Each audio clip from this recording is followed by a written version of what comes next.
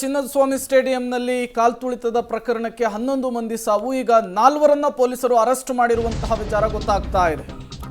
ಚಿನ್ನಸ್ವಾಮಿ ಸ್ಟೇಡಿಯಂನಲ್ಲಿ ಕಾಲ್ತುಳಿತದ ಪ್ರಕರಣಕ್ಕೆ ಸಂಬಂಧಪಟ್ಟಂತೆ ತನಿಖೆ ಈಗ ಚುರುಕಾಗಿರುವಂತದ್ದು. 4ರನ್ನ ಬಂಧಿಸಿದ್ದಾರೆ ಪೊಲೀಸರು.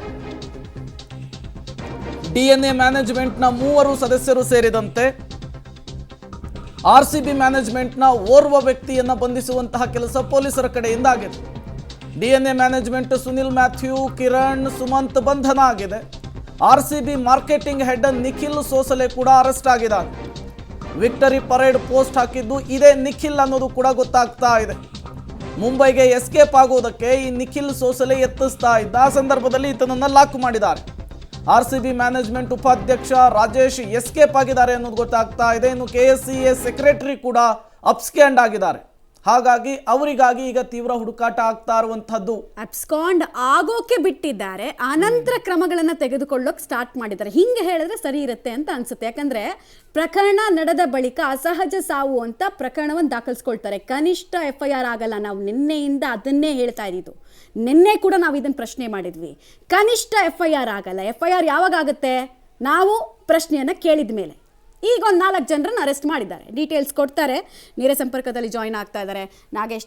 4 ಜನರನ್ನು ಅರೆಸ್ಟ್ ಮಾಡಿದ್ದಾರೆ. ಬಟ್ ದೊಡ್ಡವ್ರು ಎಲ್ರಿಗೂ ಟೈಮ್ ಕೊಟ್ಟಂಗೆ ಆಗಿದೆ. ಅವರೆಲ್ಲ ಅಪ್ಸ್ಕೊಂಡ್ ಆಗಿದ್ದಾರೆ. ಬಿಕಾಸ್ ಮುಖ್ಯಮಂತ್ರಿಗಳು ಸಾಮಾನ್ಯವಾಗಿ ಹೆಂಗೆ ಮಾತಾಡಬೇಕಿತ್ತು ನೆನ್ನೆ ಅಂದರೆ ಕಾನೂನು ಪ್ರಕಾರ ಕ್ರಮ ಕೈಗೊಳ್ಳಲಾಗುತ್ತೆ, ಆ ನಿರ್ಧಾರಗಳನ್ನು ಕೈಗೊಳ್ಳಲಾಗುತ್ತೆ ಅಂತ ಹೇಳಬೇಕಿತ್ತು. ಬಟ್ ಅವ್ರು ಹೇಳಿದ್ದು ಅರೆಸ್ಟ್ ಮಾಡಿಬಿಡ್ತೀವಿ ಅಂತ.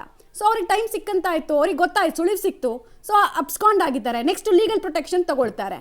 ಮಮತಾ, ಖಂಡಿತವಾಗಿಯೂ ನೀವು ಹೇಳ್ದಂಗೆ ಮುಖ್ಯಮಂತ್ರಿಯವರು ಪ್ರೆಸ್ ಮೀಟ್ ಮಾಡುವಂಥ ಸಂದರ್ಭದಲ್ಲಿ ತಪ್ಪಿತಸ್ಥರ ಮೇಲೆ ಕಾನೂನು ಕ್ರಮ ಜರುಗಿಸುವ ಎಚ್ಚರಿಕೆಯನ್ನು ಅಷ್ಟೇ ಕೊಡಬೇಕಾಯಿತು. ಅಧಿಕೃತವಾಗಿ ಯಾವಾಗ RCB ಮ್ಯಾನೇಜ್ಮೆಂಟ್ ಜೊತೆಗೆ DNA ಮ್ಯಾನೇಜ್ಮೆಂಟ್ ಸೇರಿದಂತೆ KCA ಮ್ಯಾನೇಜ್ಮೆಂಟ್ ಅಧಿಕಾರಿಗಳನ್ನು ಬಂಧನ ಮಾಡಲು ಸೂಚನೆ ನೀಡಿದ್ದೇನೆ ಅನ್ನುವಂಥ ಅಧಿಕೃತ ಮಾಹಿತಿ ಯಾವಾಗ ಕೊಡ್ತಾರೆ, ಸಾಮಾನ್ಯವಾಗಿ ಆ ಮ್ಯಾನೇಜ್ಮೆಂಟ್ನ ಮುಖ್ಯಸ್ಥರೆಲ್ಲರೂ ಕೂಡ ಎಚ್ಚರಗೊಂಡಿರುವಂಥದ್ದು. ಕೂಡಲೇ ಯಾವಾಗ ಅಧಿಕೃತವಾಗಿ ರಾಜ್ಯದ CMA ಬಂಧನ ಮಾಡಲಿಕ್ಕೆ ಸೂಚನೆ ಕೊಟ್ಟಿದ್ದೇನೆ ಅನ್ನುವಂಥ ಮಾಹಿತಿಯನ್ನು ಹೊರಗಡೆ ಹಾಕ್ತಾರೋ ಆ ಕೂಡಲೇ ಅವರೆಲ್ಲರೂ ಕೂಡ ಎಚ್ಚೆತ್ತುಕೊಂಡು ಅಲ್ಲಿಂದ ಎಸ್ಕೇಪ್ ಆಗಲು ಏನೆಲ್ಲ ಪ್ರಯತ್ನ ಬೇಕೋ ಅವೆಲ್ಲವನ್ನು ಕೂಡ ಮಾಡಿಕೊಂಡಿದ್ದಾರೆ ಅನ್ನುವಂಥದ್ದು ಈಗಿರುವಂಥ ಮಾಹಿತಿಯ ಪ್ರಕಾರ ಗೊತ್ತಾಗ್ತಿರುವಂಥದ್ದು.